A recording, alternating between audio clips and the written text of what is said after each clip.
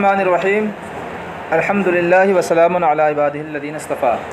الفصل الثانی عن عبد الرحمن بن عوف ان النبی صلی اللہ تعالی علیہ وسلم قال، حضرت عبد الرحمن بن عوف سے مروی ہے کہ نبی کریم صلی اللہ تعالی علیہ وسلم نے ارشاد فرمایا، ابو بکر فی الجنہ، حضرت ابو بکر جنت میں ہے، وعمر فی الجنہ، حضرت عمر جنت میں ہے، وعثمان فی الجنہ، وعلی فی الجنہ، وطلحۃ فی الجنہ، والزبیر فی الجنہ، وعبد الرحمن بن عوف فی الجنہ، وسعد بن ابی وقاص فی الجنہ، وسعید بن زید فی الجنہ، وابو عبیدۃ بن الجراح فی الجنہ، رواہ الترمذی۔ یہی حدیث پاک ہے کہ ایک ہی بیٹھک میں حضور صلی اللہ تعالی علیہ وسلم نے ان حضرات کو جنت کی خوشخبری دی۔ اسی کی بنیاد پر ان حضرات کو عشرۃ المبشرہ کہا جاتا ہے۔ سمجھ میں آگے بات؟ مبشرہ نہیں پڑھیں گے، مبشرہ، مبشرہ میں مبشرہ بالجنہ، جنہیں جنت کی خوشخبری دی گئی۔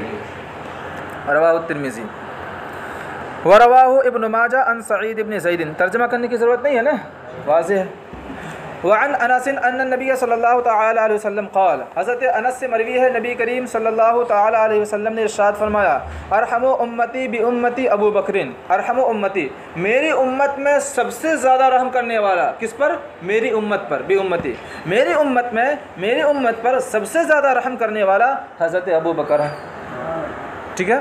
واشدہم فی امر اللہ عمر، اور اللہ کے معاملے میں سب سے زیادہ سخت، میری امت میں سب سے زیادہ سخت حضرت عمر ہیں۔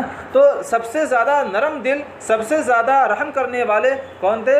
حضرت ابو بکر صدیق رضی اللہ تعالیٰ عنہ۔ اس کا یہ مطلب نہیں کہ حضرت ابو بکر رضی اللہ تعالیٰ عنہ اللہ کے معاملے میں سختی نہیں کرتے تھے۔ زکوٰۃ کا معاملہ دیکھ لیجئے، منکرین زکوٰۃ کا معاملہ کتنی سختی سے انہوں نے کام کیا۔ اچھا، اور اللہ کے معاملہ میں سب سے زیادہ سختی کرنے والے حضرت عمر رضی اللہ تعالیٰ۔ وَأَصْدَقُهُمْ حَيَاءً عثمان، اور میری امت میں سب سے زیادہ حیا والے حضرت عثمان غنی ہیں۔ اس سے پہلے ہم پڑھ بھی چکے ہیں کہ حضرت عثمان غنی سے فرشتے بھی حیا کرتے ہیں۔ وَأَفْرَضُهُمْ زید بن ثابت، اور سب سے زیادہ علم فرائض کو جاننے والا حضرت زید بن ثابت ہیں۔ علم فرائض سے مراد کیا ہے؟ میراث، علم میراث کا جاننے والا، ٹھیک ہے۔ علم فرائض سے مراد علم میراث، علم میراث کا سب سے زیادہ جانکار حضرت زید بن ثابت ہے۔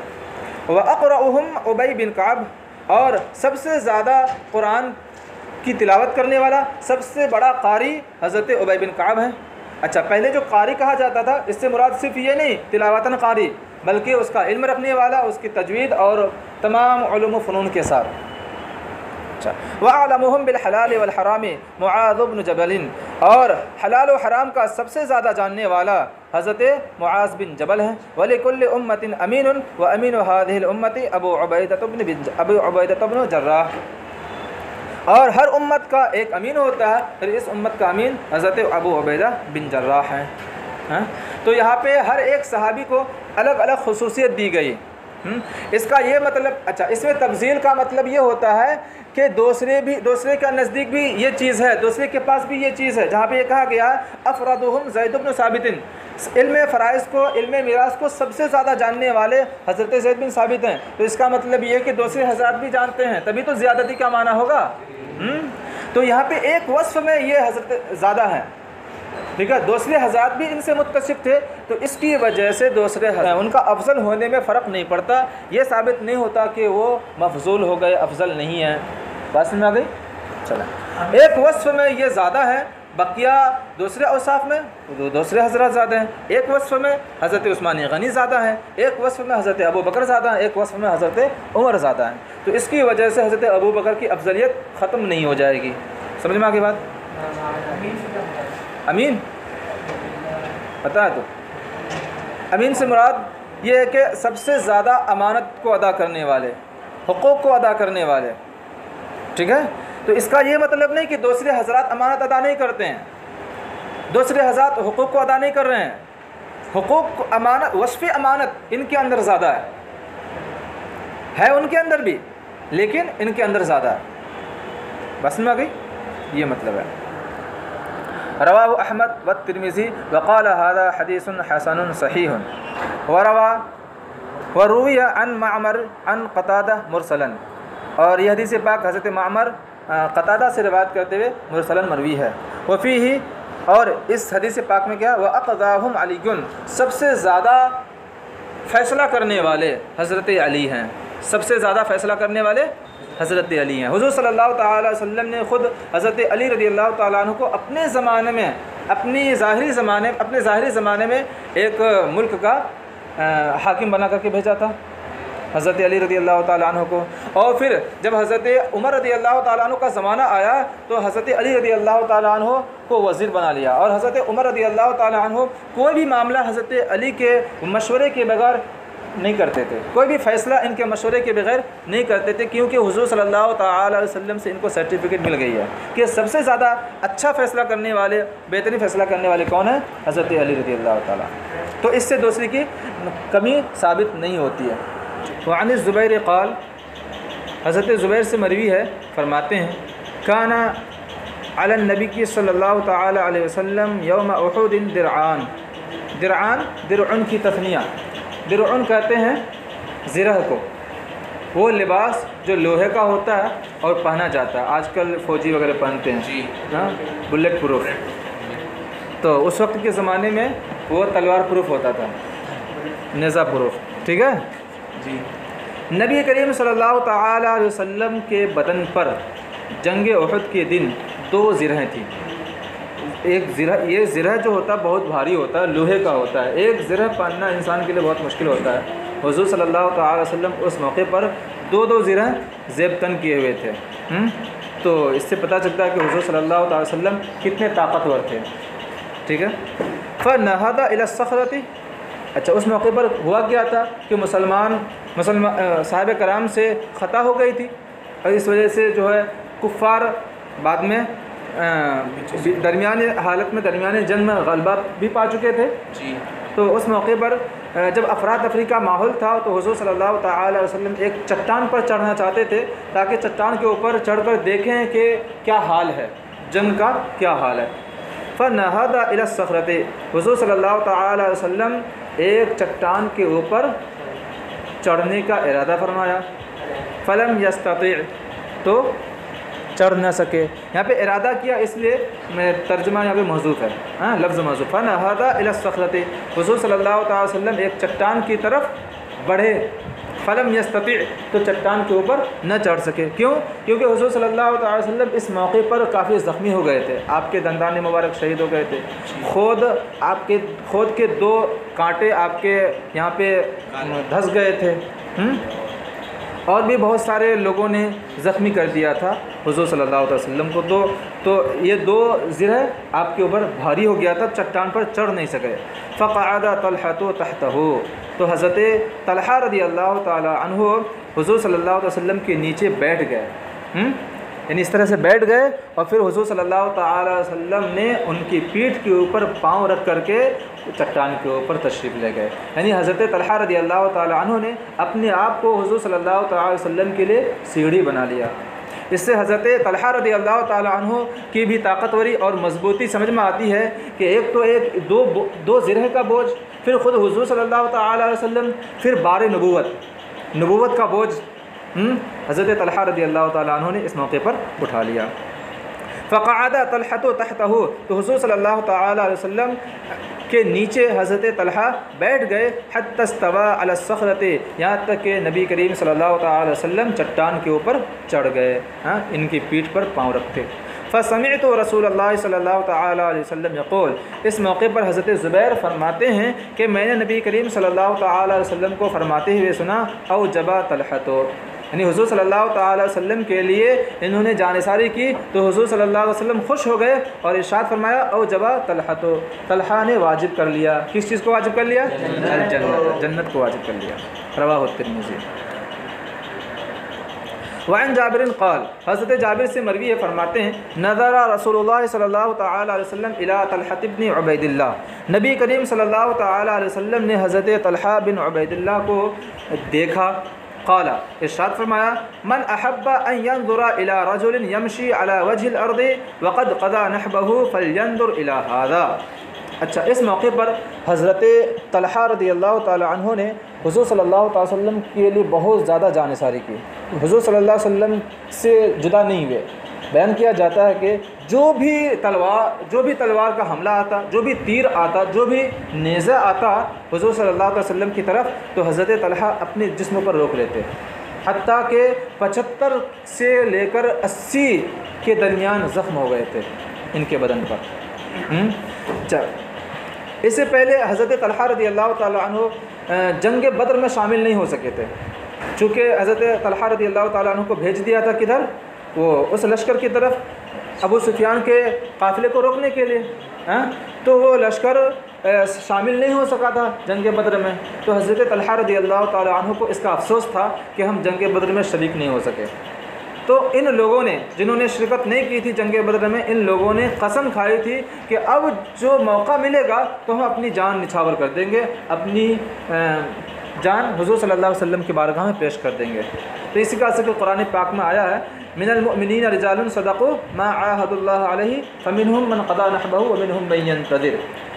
مومنین میں سے کچھ وہ ہیں جنہوں نے اللہ تبارک و تعالیٰ سے عہد و پیمان کیا ہے، فمنہم من قضى نحبہ، ان میں سے کچھ وہ ہیں جنہوں نے اپنی نظر پوری کر لی، جو نظر مانی تھی نا، یہ نظر پوری کر لی۔ یہاں پہ نظر سے مراد کیا ہے؟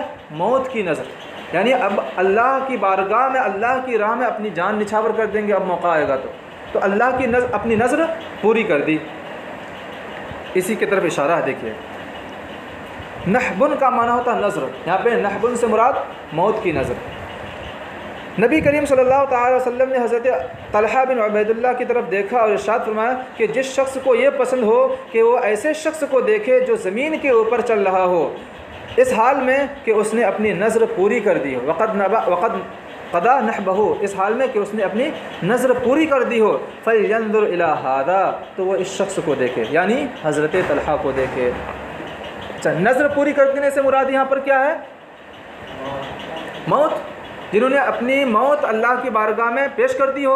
حالانکہ حضرت طلحہ رضی اللہ تعالیٰ عنہ کی تو وفات ہوئی نہیں تھی، ان کی شہادت تو جنگ بدر میں ہوئی نہیں تھی، جنگ احد میں ہوئی نہیں تھی، ان کی وفات کب ہوئی تھی؟ ابھی بتایا اس سے پہلے، جنگ جمل، جنگ جمل کے وقت۔ تو اس کا مطلب کیا ہوا؟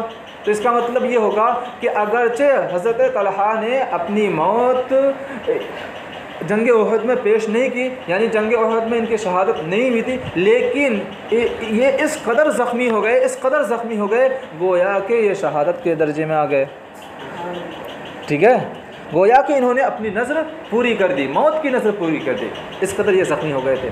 ایک مطلب تو یہ، اور ایک مطلب یہ ہوگا کہ جو شخص دیکھنا چاہتا ہے کہ زمین کے اوپر چلتے ہوئے شخص کو دیکھے اس حال میں کہ اس نے اپنی نظر یعنی موت کی نظر پوری کر دی، تو اس شخص کو دیکھے، اس کا مطلب یہ ہوگا کہ آخر زمانہ میں یعنی حضرت علی رضی اللہ تعالیٰ عنہ کے زمانے میں یہ اپنی نظر پوری کر دیں گے، اور اس وقت ان کی موت شہادت کے ذریعے سے ہوگی۔ تو انہوں نے نظر کب پوری کی؟ حضرت علی رضی اللہ تعالیٰ عنہ کے دور خلافت میں جنگ جمل کے وقت۔ تو اس کا مطلب یہ ہوگا کہ انہوں نے نظر پوری کر دی، مطلب یہ ہے کہ آخر زمانہ میں یعنی اپنے آخری وقت میں پوری کرنے والے ہوں گے۔ سمجھ گئے نا؟ چلیے ترجمہ دیکھ لیجئے۔ نبی کریم صلی اللہ تعالی علیہ وسلم نے حضرت طلحہ کی طرف دیکھا اور ارشاد فرمایا کہ جو شخص یہ چاہے کہ زمین کے اوپر چلتے ہوئے انسان کو دیکھے اس حال میں کہ اس نے اپنی نظر موت کی نظر پوری کر لی ہو، تو وہ اس آدمی کو دیکھے۔ وفی روایت، اور ایک روایت میں ہے، من سر رسول خوش کر دینا، جس کو یہ بات خوش کر دے کہ وہ ایسے شہید کو دیکھے جو زمین کے اوپر چلتا ہے، زمین کے اوپر چلتے ہوئے شہید کو دیکھے، تو فلینظر الی طلحہ ابن عبید اللہ، تو وہ طلحہ بن عبید اللہ کو دیکھ لے۔ تو اس کا مطلب وہی ہوگا کہ یا تو اتنے زخمی ہو گئے تھے گویا کہ یہ شہید کے درجے میں آ گئے، یا یہ کہ بعد میں شہید ہونے والے ہیں، دونوں۔ رواہ الترمذی۔ وعن علی قال، حضرت علی سے مروی فرماتے ہیں، سمعت اذنی من فی رسول اللہ صلی اللہ تعالی علیہ وسلم یقول، میرے کانوں نے سنا نبی کریم صلی اللہ تعالی علیہ وسلم کی زبان سے، یقول فرماتے، نبی ارشاد فرماتے ہیں، طلحۃ والزبیر جارایا فی الجنہ، حضرت طلحہ اور حضرت زبیر بن عوام جنت میں میرے پڑوسی ہیں۔ بات سنا گئی؟ جنت میں یہ دونوں حضرات میرے پڑوسی ہیں۔ پڑوسی ہوں تو تمام صحابہ کرام رضوان اللہ تعالی علیہم اجمعین ہوں گے، حدیث پاک میں ہے کہ الرجل مع من احبہ، کہ انسان اس کے ساتھ ہوگا جس کے ساتھ محبت کرتا ہے۔ تو تمام صحابہ کرام رضوان اللہ تعالیٰ علیہم اجمعین جنت میں حضور صلی اللہ تعالی وسلم کے ساتھ رہیں گے، لیکن ان کو حضور صلی اللہ تعالیٰ علیہ وسلم سے کچھ خاص پڑوسی کا نصیب کا حصہ ملے گا۔ طلحہ اور زبیر رضی اللہ تعالیٰ عنہما میرے پڑوسی ہیں جنت میں، تو یہاں پہ خصوصیت بیان کرنا چاہ رہے ہیں۔ رواہ الترمذی وقال هذا حدیث غریب۔ وعن سعد بن ابی وقاص ان رسول اللہ صلی اللہ تعالی علیہ وسلم قال یومئذ یعنی یوم احد۔ حضرت سعد بن ابی وقاص سے مروی ہے کہ نبی کریم صلی اللہ تعالی وسلم نے اس دن فرمایا، اس دن سے مراد یعنی جنگ احد کے دن ارشاد فرمایا کیا؟ اللہم اشدد رمیتہ واجب دعوتہ، اے اللہ ان کی تیر اندازی مضبوط کر دے اور ان کی دعا قبول فرما لے۔ کن کے بارے میں کہہ رہے ہیں؟ حضرت سعد بن ابی وقاص رضی اللہ تعالیٰ عنہ کے حق میں حضور صلی اللہ تعالیٰ علیہ وسلم نے دعا فرمائی کہ ان کے تعلق سے بہت مشہور ہے کہ جنگ احد کے درمیان، جنگ احد میں حضرت سعد بن ابی وقاص نے بہت زیادہ تیر اندازی کی، حضور صلی اللہ علیہ وسلم نے دعا فرمائی تھی۔ ایک واقعہ انہیں سے مروی ہے کہ ایک شخص کافر تھا، وہ بہت چالاکی کے ساتھ مسلمانوں پر حملہ کرتا تھا، مسلمانوں کو زخمی کر دیتا تھا۔ حضرت سعد بن ابی وقاص رضی اللہ تعالیٰ عنہ نے انتظار کیا، طاق میں رہے اور اچانک نشانہ لگا کر کے ایسی تیر اندازی کی کہ یہ تیر اس کافر کے پیشانی میں جا کر لگی، اور اس قدر پیشانی میں لگی کہ وہ ہکا بکا ہو گیا اور ادھر ادھر بھاگنے لگا، اور بھاگتے بھاگتے اس کا کپڑا کھل گیا۔ ٹھیک ہے، تو حضور صلی اللہ تعالی وسلم نے اس موقع پر مسکرایا، اور حضور صلی اللہ تعالی وسلم نے ان کے حق میں جو دعا فرمائی تھی، یہ اس دعا کا اثر یہاں پہ ظاہر ہو رہا ہے۔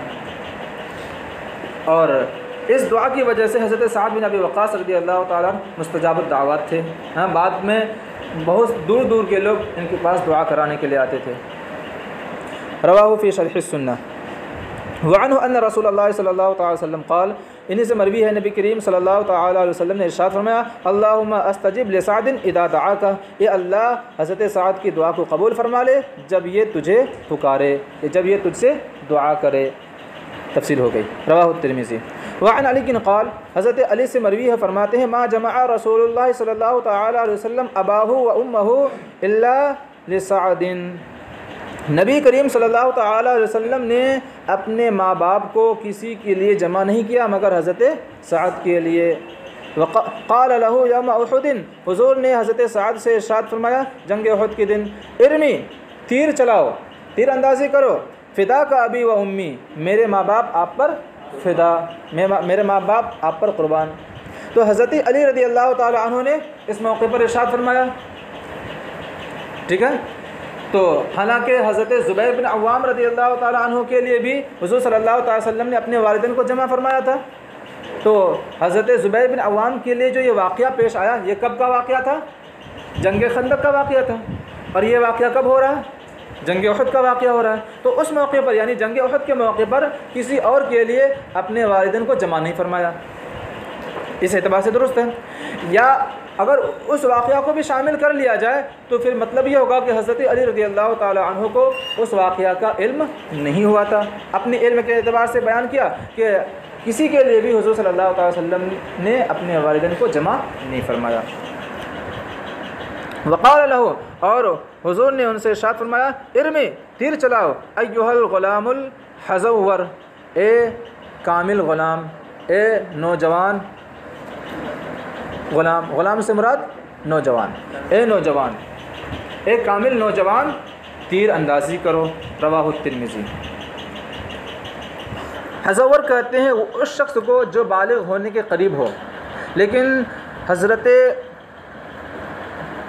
سعد بن ابی وقاص رضی اللہ تعالی عنہ جب جنگ احد کر رہے تھے اس وقت بالغ کے قریب نہیں تھے بلکہ بالغ ہو چکے تھے، اس وقت ان کی عمر تقریباً 20 سال سے زیادہ تھی، تو ظاہر سی بات ہے بالغ ہو چکے ہیں، تو یہاں پہ مراد مجازی معنی ہے۔ رواہ الترمذی وعن جابر قال، حضرت جابر سے مروی ہے فرماتے ہیں، اقبل سعد، حضرت سعد آئے، متوجہ ہوئے یعنی حضرت سعد کہیں سے آئے، فقال النبی صلی اللہ تعالیٰ علیہ وسلم، تو نبی کریم صلی اللہ تعالیٰ علیہ وسلم نے ارشاد فرمایا ھذا خالی، یہ میرے ماموں ہیں۔ حضرت سعد بن ابی وقاص کے بارے میں ارشاد فرمایا ھذا خالی، یہ میرے ماموں ہیں۔ فلی یرینی، فلی اراء یریء اراءت، بابی فعل سے، فلی یرینی امرؤ خالہ، تو کوئی شخص مجھے اپنا ماموں دکھائے، تو کوئی شخص مجھے اپنا ماموں دکھائے۔ کہنے کا مطلب یہ ہے کہ ہے کوئی شخص جو میرے ماموں کی طرح اپنا ماموں کوئی دکھائے، میرے ماموں کی بہت زیادہ فضیلت ہے، بہت زیادہ مقام و مرتبہ ہے، تو کوئی شخص ہے جو میرے ماموں کی طرح عزت والا، مقام و مرتبہ والا اپنا ماموں دکھائے۔ اچھا، رواہ ترمذی، اس حدیث پاک کو امام ترمذی نے روایت کیا۔ وقال، اور دوسری جگہ ہے کانا سعد من بنی زہرہ، حضرت سعد بنی زہرہ سے تھے، ٹھیک ہے، ایک قبیلے کا نام ہے۔ وکانت ام النبی صلی اللہ تعالیٰ علیہ وسلم من بنی زہرہ، اور حضور صلی اللہ تعالیٰ علیہ وسلم کی والدہ ماجدہ بنی زہرہ سے تھیں۔ فلذلک قال النبی صلی اللہ تعالیٰ علیہ وسلم ھذا خالی، اسی وجہ سے نبی کریم صلی اللہ تعالیٰ علیہ وسلم نے ارشاد فرمایا ھذا خالی، یہ میرے ماموں ہیں، ٹھیک ہے۔ یہاں پہ حضور صلی اللہ علیہ وسلم نے حضرت سعد کو ماموں فرمایا، کیوں؟ حقیقت کیا واقعی میں ماموں تھے؟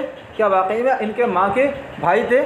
ایسا نہیں ہے، بلکہ اس عرف عام میں ماموں اس کو بھی کہتے ہیں جو واقعی میں حقیقی بھائی ہو، ماں کا حقیقی بھائی ہو، اور اس کو بھی کہتے ہیں جو ماں کے خاندان سے ہو، چاہے ماں کا خاندان نانی حال کی طرف سے ہو یا دادی حال کی طرف سے ہو۔ حضور صلی اللہ علیہ وسلم کی ماں کا نانی حال کہاں تھا؟ مدینہ میں، اور دادی حال کہاں تھا؟ مکہ میں۔ حضور صلی اللہ علیہ وسلم کی ماں کے دادا کہاں تھے؟ مکہ میں موجود تھے۔ تو حضور صلی اللہ تعالی وسلم کے ماں کے دادی حال کی طرف سے حضرت سعد بن ابی وقاص تھے، چونکہ یہ مکہ میں رہنے والے تھے، مہاجر تھے، ٹھیک ہے۔ تو اس اعتبار سے حضور صلی اللہ تعالیٰ علیہ وسلم نے حضرت سعد بن ابی وقاص کو ماموں فرمایا۔ بس میں آ گئی، چلو۔ وفی المصابیح، اور مصابیح میں فلیکرمن بدلہ فلیرینی کی جگہ پر فلیکرمن ہے، تو مفہوم کیا ہوگا؟ تو ہر انسان اپنے ماموں کی تعظیم و تکریم کرے جس طرح میں اپنے ماموں کی تعظیم و تکریم کرتا ہوں۔ سمجھ میں آ گئی بات؟